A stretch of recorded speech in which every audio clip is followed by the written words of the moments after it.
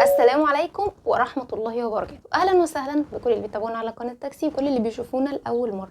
جايبالك النهاردة حاجات حلوة قوي، منتجات تحت ال50 جنيه فعلا، حاجات بجد مش هتندمي لو جربتيها، لا انت كمان هتستفادي كتير.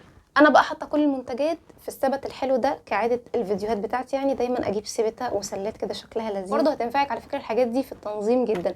فانا حطاهم كلهم بشكل عشوائي مش مرتباهم، فاللي هيطلع في ايدينا بقى هو اللي هنتكلم عليه. ويلا بينا على طول نبدا الفيديو.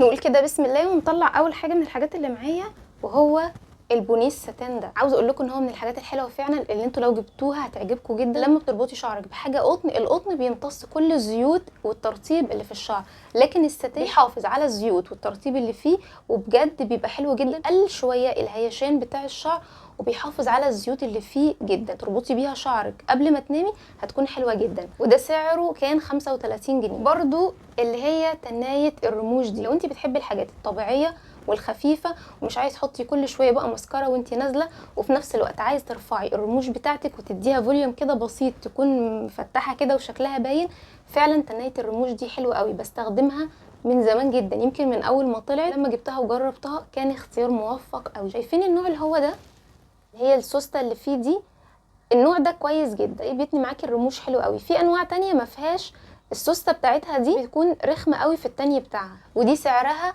حوالي 25 جنيه. من الحاجات برضو اللذيذه والحلوه جدا دي مرايه شنطه. الحلو في المرايه دي ايه بقى؟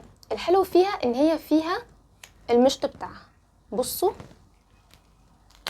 لو انتي بقى في مكان بره، لو انتي مش محجبه، او لو محجبه مثلا عايزه تظبطي الطرحه بتاعتك، تظبطي شعرك، اي حاجه عند حد، اي حاجه سريعه يعني، حلو قوي ان الفرشه تكون معاها، ما تكونش لوحدها وتكون واخده حجم في الشنطه، وفي نفس الوقت زي ما انتم شايفين بتتقفل كده، والمرايه بتاعتها الناحيه التانية وبتتقفل كده في الاخر.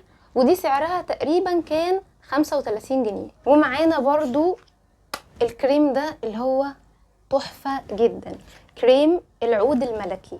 في منه مخمريه وفي الكريم، الاتنين نفس الريحه، ولكن المخمريه بيكون ملمسها فازلين، لكن ده كريم. ريحته قد ايه جميله جدا، بجد حلوه قوي الكريم ده. لو لقيتيه هاتيه وجربيه، وصدقيني الريحه بتاعته هتعجبك جدا.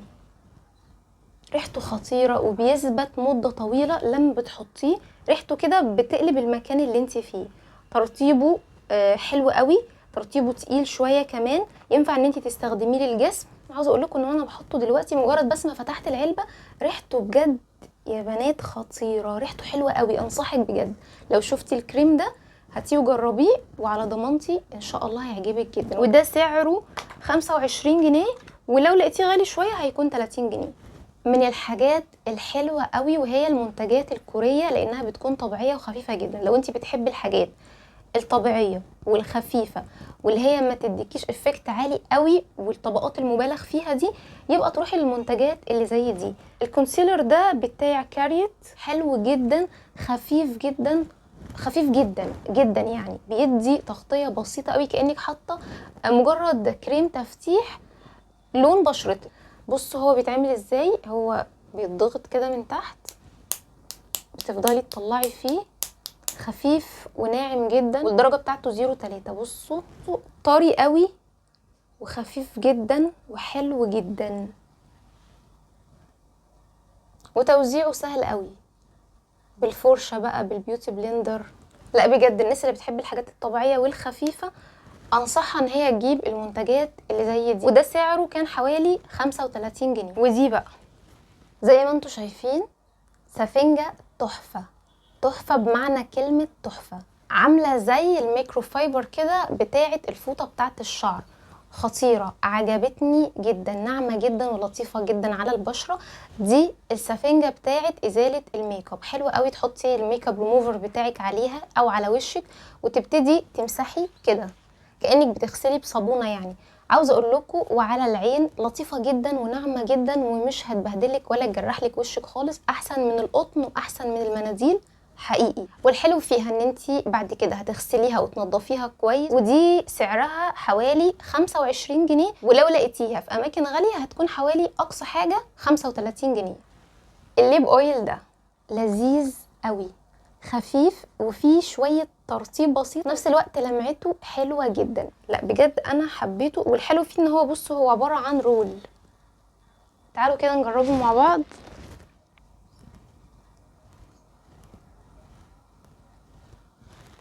بصوا اللمعه بتاعته، لا بجد لمعته جميله وخفيف. غير كمان ان شكل الازازه بتاعته خطيره، وفيه الورده اللي من جوه دي، فشكله بجد حلو قوي.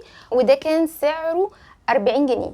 ومن الحاجات بقى اللي فعلا لو انت بقى بتهتمي قوي بضوافرك والباديكير والمانيكير والحاجات دي، وطبعا لازم تهتمي بيهم، انصحك ان انت تجيبي طقم الباديكير ده اللي هو شكل التفاحه. بصوا شكل التفاحه اللذيذ ده بجد، لو لقيتيه انصحك فعلا ان انت تجيبيه، علشان خاطر هو تقريبا فيه كل حاجه انت ممكن تحتاجيها. شايفين القطع اللي فيه؟ انا اتكلمت عن الطقم ده قبل كده في فيديو بتاع العنايه بالايد، وريته لكم وشرحت لكم الطقم ده تقريبا فيه كل القطع اللي انت محتاجاها.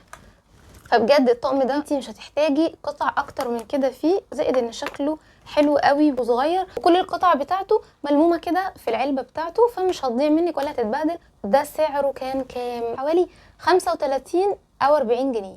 انا ما كنتش من هواة ان انا اجيب الروج اللي هو لونه بني. اختي عندها ده وانا خدته منها كده مره وحطيته، لقيته خطير حلو او عجبني قوي قوي كلون. الدرجه بتاعته وطري فظيع، يعني حطيته على طول كده اتظبط قوي بجد. وكمان مط وما بينشفليش الشفايف. ده اللي هو بتاع رومانتك، عجبني فعلا. خليني اوريكم الاول اللي هي الدرجه دي. بصوا الدرجه بتاعته بجد جميله جدا، خفيف جدا، وانا برسمه كده كاني برسم بريشه. فخليتها تجيب لي واحد، هو الاتنين قريبين من بعض جدا. دي اغمق درجه بسيطه، ولكن برضو حبيتها قوي. درجه اغمق سنه بسيطه. الروجات دي سعرها 30 جنيه. هوريكم بقى حاجه هي حلوه ومش حلوه.